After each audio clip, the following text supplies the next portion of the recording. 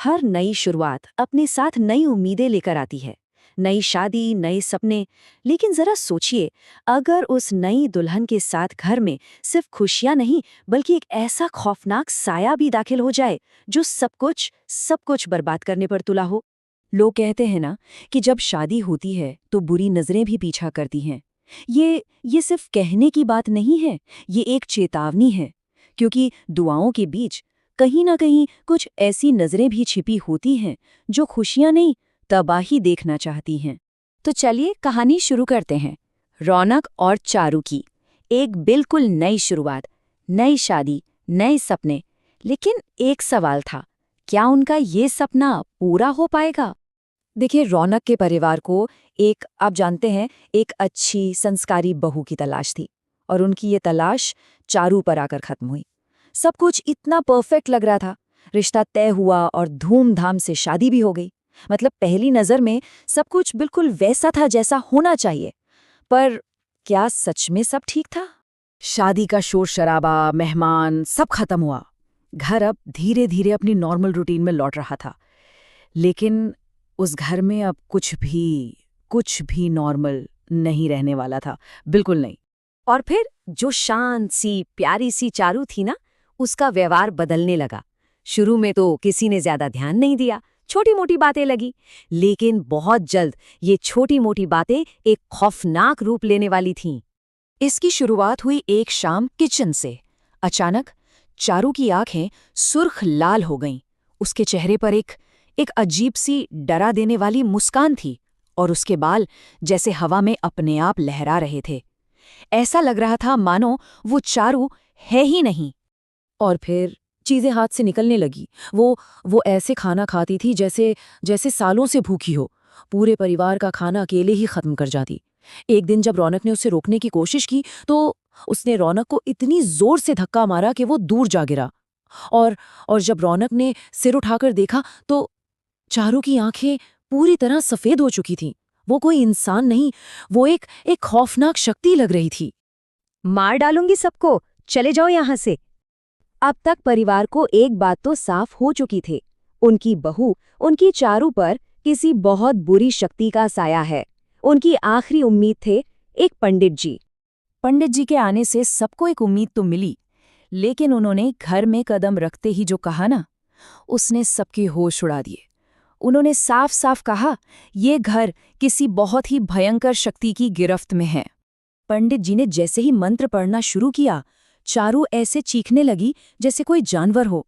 और फिर उसने सीधा अपनी सास पर हमला कर दिया। उनके सिर पर गहरी चोट आ गई। हालत इतने बिगड़ गए कि बड़ी मुश्किल से सब लोगों ने मिलकर उसे पकड़ा और एक स्टोर रूम में बंद कर दिया। पंडित जी ने तो हाथ खड़े कर दिए, बोले, ये चीज मेरे बस की नहीं है। एक ही रास्ता बचा है, कसौली के शमशान घाट में बैठने वाले बटुकनाथ बाबा। उन्होंने ये भी चेताया कि चारू को वहां ले जाना तो नामुमकिन है, बहुत खतरनाक है। पर उसका इलाज करने के लिए उसका सिर्फ एक बाल ही काफी होगा। तो रौनक और उसके पिता उम्मीद की वो आखिरी किरण पकड़कर पहुंच गए बटुकनाथ बाबा के पास। दिमाग में बस एक ही सवाल घूम रहा था, आखिर इसके पीछे है कौन? कौन कर रहा है ये सब? बाबा ने वो बाल लिया, कुछ मंत्र पढ़े और फिर जब उन्होंने अपनी आंखें खोली ना, तो जो उन्होंने कहा उसे सुनकर रौनक और उसके पिता के पैरों तले से जमीन खिसक गई। बाबा ने कहा, ये कोई भटकती आत्मा या भूत प्रेत नहीं है, ये शुद्ध काला जादू है। बाबा ने कहा, देखो वक्त बहुत कम है, मैं ये तो नहीं बता सकता कि ये किसने किया है, लेकिन हाँ, एक काम हो सकता है। मैं इस काले जादू को तुम्हारी बहू से हटाकर करने वाले पर ही पलट सकता हूँ। और अगले दिन जैसे कोई चमत्कार हो गया। सुबह जब चारू उठी तो वो बिल्कुल पहले जैसी थी। वही मुस्कान, वही बातें, जैसे कुछ हुआ ही ना हो। उसे पिछले कुछ दिनों का कुछ भी याद नहीं था। परिवार को लगा कि चलो, बुरा सपना आखिरकार खत्म हो गया। लेकिन वो ये नहीं जानते थे कि कहानी अभी खत्म नहीं हुई है। असलियत में कर्म का फल मिलना तो अभी बाकी था। क्योंकि सबसे बड़ा सवाल तो अभी भी वही था कि अगर चारू ठीक हो गई है तो वो भयंकर शक्ति, वो काला जादू आखिर गया कहाँ? और तभी दरवाजे पर जोर जोर से कोई दस्तक देने लगा। दरवाजा खोला तो देखा सामने पड़ोसन की बेटी रूपा बुरी तरह घबराई हुई खड़ी थी। वो रोते हुए बोली, प्लीज बचाओ, मेरी माँ अजीब हरकतें कर रही हैं, चीजें तोड़ रही हैं, सब पर हमला कर रही हैं, बस चीख रही हैं। ये सुनते ही घर में सबके चेहरे का रंग उड़ गया। ये तो बिल्कुल वही हो रहा था जो चारू के साथ हुआ था। और तब जाकर पूरा सच सामने आया। असल में पड़ोसिन सुमित्रा चाहती थी कि उसकी बेटी रूपा की शादी रौनक से हो, लेकिन जब परिवार ने चारू को पसंद कर लिया तो वो जलन से भर गई। उसने शादी में मौके का फायदा उठाकर चुपके से चारू के शादी के जोड़े से एक धागा तोड़ लिया और उसी धागे का इस्तेमाल करके चारू पर काला जादू करवा दिया।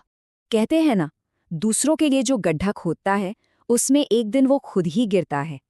सुमित्रा के साथ भी वही हुआ। ये कहानी एक सबक है कि नफरत और जलन की आग ऐसी होती है जो आखिर में किसी और को नहीं, खुद को ही जलाकर राख कर देती है।